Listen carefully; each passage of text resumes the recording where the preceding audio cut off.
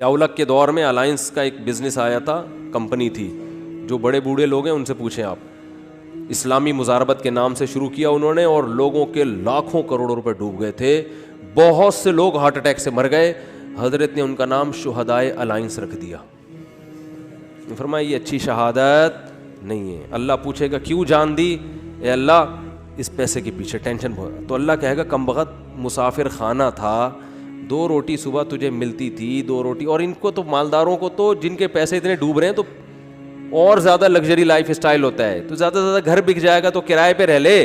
اڑے W11 میں set نہ ملے تو لٹک کے سفر کر لو یار, کیا جا رہا ہے, سفر ہی ہے نا, آگے اسٹیشن پہ آگے اڈے پہ اتر جانا ہے. اب آپ کو چونکہ سیٹ نہیں ملی, اب آپ گئے ڈرائیور کے پاس, بولے ابے مجھے بس کے نیچے دے کے مار دے یا گولی سے ماروں گا. مسافر خانہ ہے میرے بھائی, بیٹھنے کی جگہ مل جائے بہت اچھا, نہیں تو لٹک کے. دیکھو سفر سمجھتے ہیں نا, تو انگوٹھا ٹکانے کی جگہ مل جائے نا, اس پہ بھی لوگ سفر کر لیتے ہیں. کنڈکٹر سے بول لیتے ہیں تو بس ہٹ جا تھوڑا سا, اتنا سا پاؤں ٹکانے کی جگہ مل جائے بھائی, اگلے اڈے پہ اترنا ہے. ہمارے ساتھ تو ایسا, ہم تو جب آج کل تو میں تھوڑا مشہور ہو گیا ہوں تو کہیں جا نہیں سکتا ایسے, ورنہ W11 کا جو مزہ ہے وہ اب اللہ جنت میں لے جائے تو W11 میں سفر ضرور کریں گے وہاں پہ. اب تھوڑا مشہور ہو گئے تو وہ سب پہچان جاتے ہیں, پھر ایک بڑا مسئلہ ہو جاتا ہے. تو ورنہ ہم نے تو بہت دفعہ ایسے سفر کیا ہے. جا رہے ہیں تو چلو جی سیٹ پہ جگہ مل گئی ٹھیک ہے, نہیں تو پائیدان پہ لٹک کے, نہیں تو پیچھے کھڑے ہو جاؤ, بس چھت پہ بیٹھ جاؤ, انجوائے کرو. ٹھیک ہے, کیسا مزہ آ رہا تھا چھت پہ بیٹھے ہوئے جا رہے ہیں. تو کہاں سے کہاں بات چلی گئی. تو جو میں یہ پورا واقعہ اس پہ سنا رہا تھا, ہمارے حضرت کیوں اپنے آپ کو اتنا مالدار سمجھتے تھے, کیوں سمجھتے تھے؟ اس لیے کہ حضرت فرماتے تھے جو بیسک بنیادی ضرورتیں اللہ نے پوری کر دیں, اور بہت سوں کے پاس تو یہ بھی نہیں ہے. گھر تو ہے نا سر چھپانے کو, چاہے کرائے پر ہو, ہے تو نا, بہت سے تو روڈ پہ سو رہے ہیں. کیا حالات ہیں لوگوں کے گھروں میں, جا کے دیکھو پتہ چلتا ہے کیسی خطرناک بیماریاں لگی ہوئی ہیں. تو اسلام نے ہمیں, جو میں آیت پڑھ رہا تھا اس میں یہ بتایا کہ تم اس خوش فہمی میں مت رہو کہ جس حالت میں آج ہو ہمیشہ اسی حالت میں رہو گے. اللہ نے تم سے ایسا کوئی ایگریمنٹ نہیں کیا ہے. تو اب کرنا کیا ہے؟ عمل کو فوکس کرنا ہے, عمل. تو اللہ تعالیٰ نے قرآن میں کیا فرمایا کہ کسی کتاب میں نہیں لکھا. ہاں, تو اب مسئلہ یہ ہے کہ جس خوشی میں انسان ہوتا ہے اس میں اللہ کو بھول جاتا ہے وہ. تو اسی خوشی میں اللہ کو یاد رکھنا ہے. اس کا فائدہ یہ ہوگا کہ جب کوئی ٹینشن کا معاملہ آئے گا تو پھر اللہ آپ کو یاد رکھے گا. کیسے یاد رکھے گا؟ یا تو وہ ٹینشن دور کر دے گا, یا اس ٹینشن میں اللہ آپ کو صبر کی توفیق دے گا, حوصلہ دے دے گا اللہ آپ کو. خودکشی کے خیالات نہیں آئیں گے آپ کے دل میں. پیغمبروں کی سیرت اٹھا کے دیکھیں, کیسے کیسے غموں میں زندگی گزری, مگر ان غموں میں بھی انہوں نے ڈپریشن کی گولیاں بولو نہیں کھائی ہیں. ہمیشہ ان کی زبان سے اچھے الفاظ نکل رہے ہیں. اعلم من اللہ ما لا تعلمون, میں اللہ کے بارے میں وہ کچھ جانتا ہوں جو تم نہیں جانتے. یعقوب علیہ السلام کہہ رہے ہیں. ایوب علیہ السلام نے بیماری میں ایسا صبر کر کے دکھایا, اللہ فرماتے ہیں نعم العبد, کیا خوب بندہ تھا, کتنے خوش قسمت کہ اللہ آخری کتاب میں آیتیں نازل کر رہا ہے کہ ایوب کیا خوب بندہ تھا, کیا خوب بندہ تھا. دیکھو ایوب علیہ السلام بیماریوں میں, اگر بیماریوں میں زندگی نہ گزری ہوتی تو اتنے خوبصورت الفاظ ان کے لیے آخری کتاب میں نازل ہوتے. فرض کر لو صحت میں زندگی گزر گئی ہوتی تو گزر تو گئی نا, ختم. اب بیماری میں گزری ہو یا صحت میں, جو چیز جو پاسٹ بن گیا وہ اچھا ہو برا ہو, اب اس سے انسان کو کوئی سروکار نہیں ہوتا. جو گزر گئی ختم. تو صحت میں زندگی گزرتی اتنا انعام نہ ملتا. اللہ فرماتے ہیں نعم العبد, کیا خوب بندہ تھا. اور اللہ نے ایوب علیہ السلام کی زوجہ کی بھی تعریف کی بہت زیادہ. ایوب علیہ السلام جب بہت شدید بیمار تھے نا, تو عام طور پر کیا ہوتا ہے, بیگم صاحبہ خدمت کرتی ہیں, میرے میاں کیا ہو گئے, بیمار ہو گئے, کوئی بات نہیں, 1 دن خدمت 2 دن خدمت, اس کے بعد کہے گی بھائی جان چھڑاؤ, میری کیا ہو گئی ہے, بولو نا شادی ہو گئی ہے. آج کل مارکیٹ میں جو میرا بیان خواتین سن رہی ہیں ان کے علاوہ کی بات کر رہا ہوں, ان کے ساتھ یہی مسئلہ ہو رہا ہے کہ میاں بے روزگار ہو گیا, بیمار ہو گیا, تو اب بھائی جب شریک حیات کا مطلب کیا ہوتا ہے, زندگی بھر آپ کے ساتھ شریک. نکاح میں اور زنا میں تو یہی فرق ہے نا بنیادی. شریک حیات کا مطلب یہ ہے کہ آپ خوشی اور غم میں آپ کے ساتھ, آپ بھی اس کے ساتھ. دیکھو شادی سے پہلے کوئی فالٹ سامنے آ گیا, نہیں کرو شادی, آپ کو اختیار ہے. جو فالٹ شادی کے بعد پیدا ہو رہا ہے وہ تو پھر آپ کی قسمت ہے نا. ارے عورت کی شادی ہوئی میاں سے, اگلے دن ایکسیڈنٹ ہوا, لنگڑا ہو گیا, تو اب ہو گیا, وہ قسمت ہے, برداشت کرو, کیا خیال ہے, ٹھیک ہے نا. آپ یار سمجھ میں نہیں آ رہی بات. دیکھو ایک آدمی نے نکاح کا پیغام بھیجا, پہلے سے پاؤں سے معذور تھا, تو عورت لڑکی والوں نے اس بیس پہ ریجیکٹ کر دیا. ان کا حق ہے, کر سکتے ہیں, لیکن بالکل صحیح فٹ فاٹ رخصتی بھی ہو گئی. اگلے دن خوشی میں بائک میلیاں لگاتا ہوا جا رہا ہے کہ میری شادی ہو گئی اور رخصتی بھی ہو گئی. ہو سکتا ہے گرے, ٹانگ کی ہڈی ٹوٹ گئی.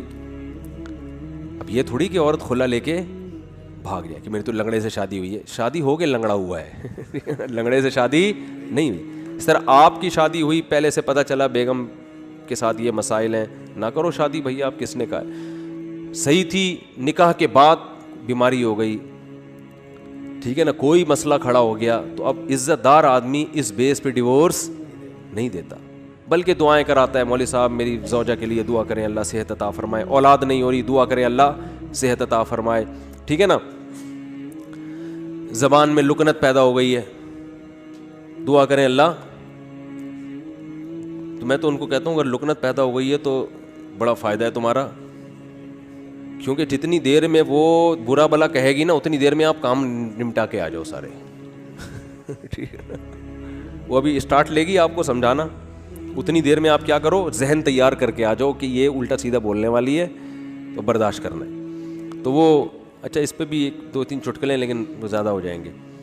تو اب مسئلہ یہ ہے کہ عزت دار آدمی کیا کرے گا, اس کو اپنی قسمت سمجھ کے برداشت.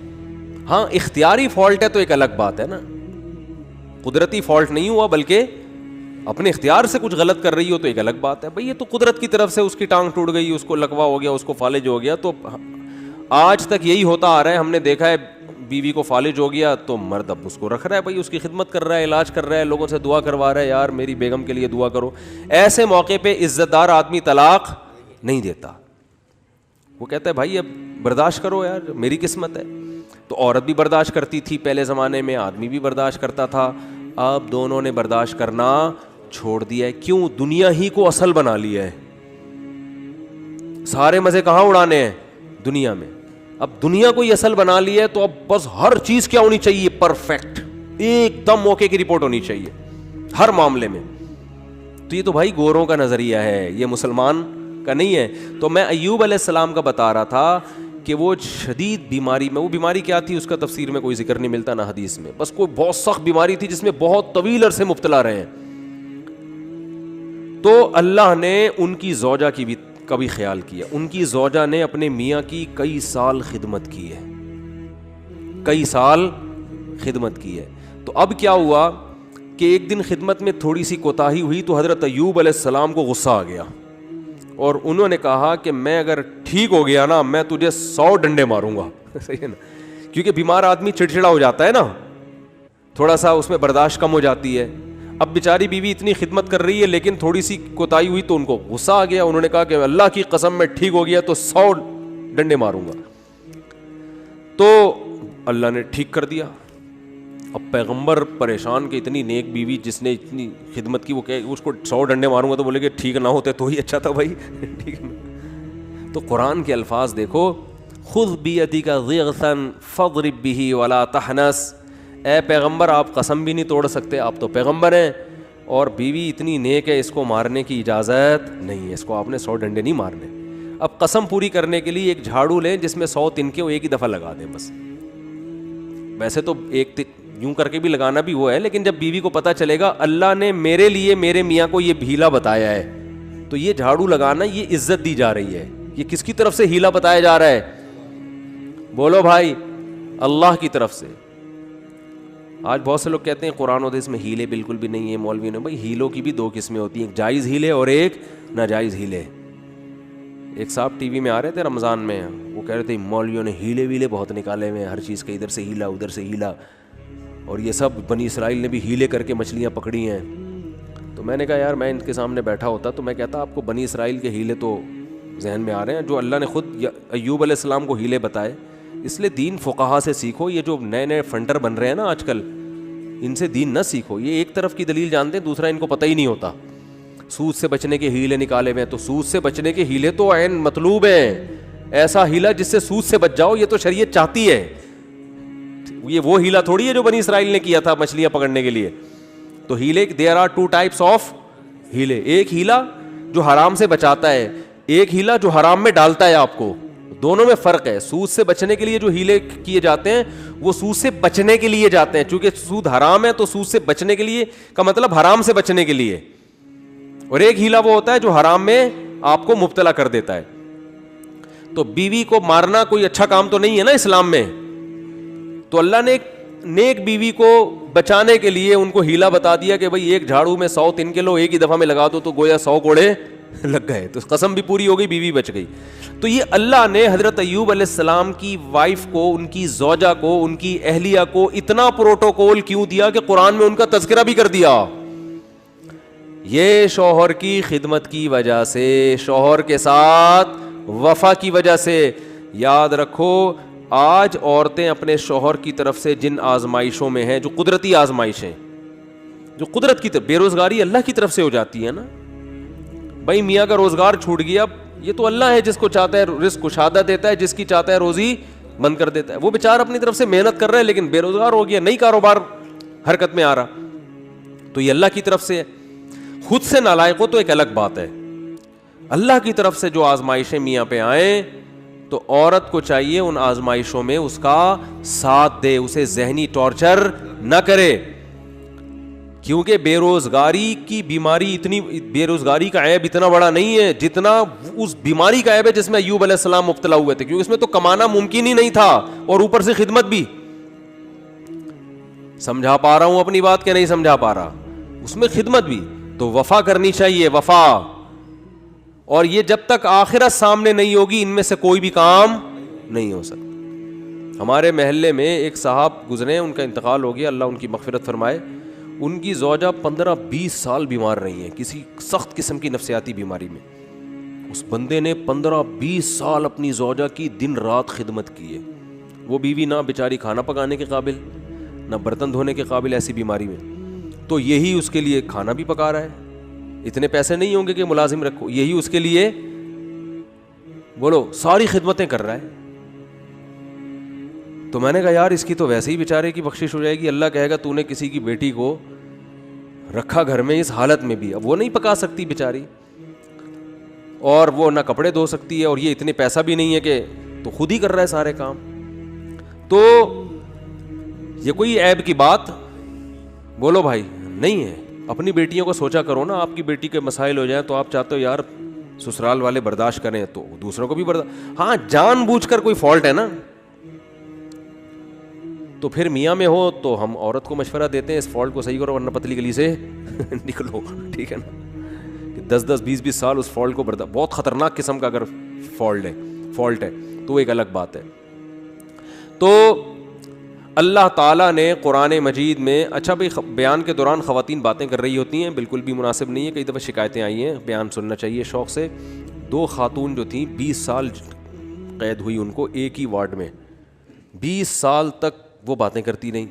جب نکلی ہیں نا, جس دن رہائی ہوئی تو کہیں بہن کچھ باتیں رہ گئی ہیں, انشاءاللہ اگلے ہفتے ہماری ملاقات ہوگی تو اس کو کمپلیٹ.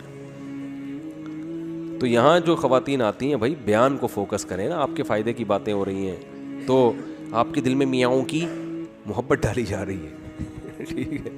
تو اللہ نے کیا فرمایا کہ جس کنڈیشن میں آج ہو ضروری نہیں کہ کل بھی اسی کنڈیشن میں ہوگے, لہذا کیا کرنا ہے, اعمال کو فوکس کرنا ہے. اس عمل کا فائدہ کیا ہوگا کہ اللہ نہ کرے کل ٹینشن آئی بھی تو اس ٹینشن کو برداشت کرنا کیا ہو جائے گا, آسان. میں جمعے کی خطبے میں یہ حدیث اکثر پڑھتا ہوں. حضرت عبداللہ ابن عباس بالکل نو عمر تھے, آپ صلی اللہ علیہ وسلم کے ساتھ سواری میں پیچھے بیٹھے, تو آپ صلی اللہ علیہ وسلم فرمائے یا غلام, اے نوجوان, اے لڑکے, میں تجھے نصیحت کرتا ہوں, احفظ اللہ یحفظک, اللہ کے دین کی حفاظت کر, یعنی اللہ کے احکام کو پورا کر, اللہ تیری حفاظت کرے گا.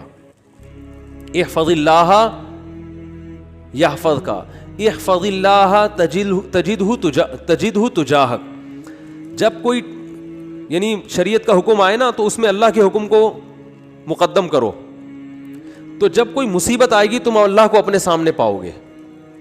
اللہ یا تو وہ کام پورا کر دے گا یا اللہ آپ کو تسلی دے دے گا کہ بھائی میں ہوں تمہارے ساتھ, اس ٹینشن کو برداشت کرو, یہ ہمیشہ کے لیے نہیں ہے. اس پہ اللہ تمہیں بہت نوازے گا, تھپکی ملے گی, تسلیاں ملیں گی. اور پھر فرمایا کہ وَعْلَمْ أَنَّمَا أَصَابَكَ لَمْ يَكُنْ لِيُخْطِئَكَ. ٹینشن ختم کرنے کے 2 طریقے نبی نے بتا دیے یہاں پہ. ایک تو عمل صحیح کر لو تو ٹینشن میں اللہ آپ کے ساتھ ہوگا. دوسرا طریقہ تقدیر پر ایمان. فرمایا انما اصابک, جو مصیبت تمہیں پہنچی ہے, یعنی مطلب حدیث کا یہ کہ تمہاری حماقتوں سے نہیں. بھائی آپ صحیح سب کچھ صحیح کر رہے ہو تو پھر بھی اللہ کی طرف سے آزمائشیں آ جاتی ہیں. تو لم یکن لیخطئک, یقین کر لو یہ لازمی پہنچنی تھی, یہ تم سے خطا ہو ہی نہیں سکتی تھی. تو جب ایک کام لازمی ہونا ہی تھا تو اس میں ٹینشن کس بات کی؟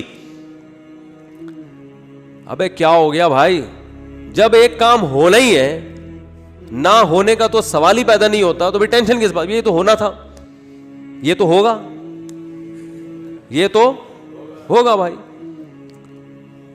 لیکن چونکہ ہمیں ٹینشن سے پہلے نہیں پتا ہوتا کہ کیا ہوگا, تو ہم اسباب اختیار کرتے ہیں. پورے کامیابی کے اسباب اختیار کرے, پھر بھی نہیں ہوا. بھائی یہ تو اللہ نے ایسے ہی لکھا ہوا تھا. غزوہ احد میں 70 صحابہ شہید ہو گئے. کتنی بڑی ٹینشن صحابہ کے لیے, کتنی بڑی ٹینشن. تو اللہ نے کیا فرمایا, کوئی ٹینشن کی بات نہیں ہے, یہ شکست بھی مقدر میں لکھی ہوئی تھی اور یہ شہادتیں بھی مقدر میں لکھی ہوئی تھی, کوئی ٹینشن کی بات نہیں ہے. رہا یہ مسئلہ کہ تم سے غلطی ہوئی تھی, مشورے پر عمل نہیں ہوا, نبی کا حکم تم سے ٹوٹ گیا, تو اس کی وجہ سے یہ ٹینشن پہنچی ہے, تو اس سے تم نے چونکہ توبہ کر لی ہے تو وہ والی ٹینشن بھی کیا ہو گئی, ختم. آخرت کا نقصان کا خطرہ تھا کہ نبی کے جو حکم دیا تھا گھاٹی پہ رہنا ہے, تو وہ توبہ سے معاف ہو گیا. باقی رہا یہ شکست, کوئی مسئلہ نہیں. وَيَتَّخِذَ مِنْكُمْ شُهَدَاءَ, اس میں مثبت چیزیں سوچو کہ اللہ چاہتا تھا تم میں بہت سے لوگوں کو شہادت کا مرتبہ دینا, تو اللہ نے ان کو جلدی آزمائشوں سے نکال کے جنت میں پہنچا دیا. اور کیا چاہیے. ایک انگریز نے اس آیت کے تحت لکھا ہے کہ محمد, وہ تو درود شریف نہیں لکھتے نا, اس نے تو محمد غلط استعمال کیا, میں صلی اللہ علیہ وسلم. اس نے کہا محمد کے جو فرینڈ تھے نا, اس قسم کی چیزوں نے ان کو موٹیویٹ کیا تھا جس سے انہوں نے پوری دنیا پہ حکومت کی ہے, کہ شکست کھا کے بھی کیا کر رہے ہیں, کہہ رہے ہیں یہ تو ہونا ہی تھا, لہذا اس سے ٹینشن لینے کی بات نہیں ہے, اور یہ شہادت میں بھی خیر ہے تمہاری, آگے بڑھو, مایوسی ہے ہی نہیں. ٹھیک ہے نا. ہمارے یہاں پتہ ہی کیا سمجھا کہ مایوسی کفر ہے. اس کا مطلب یہ سمجھا جاتا ہے کہ میں جہاں شادی کرنا چاہتا ہوں وہاں شادی ہو کے رہے گی, کیونکہ مایوسی کیا ہے, کفر ہے.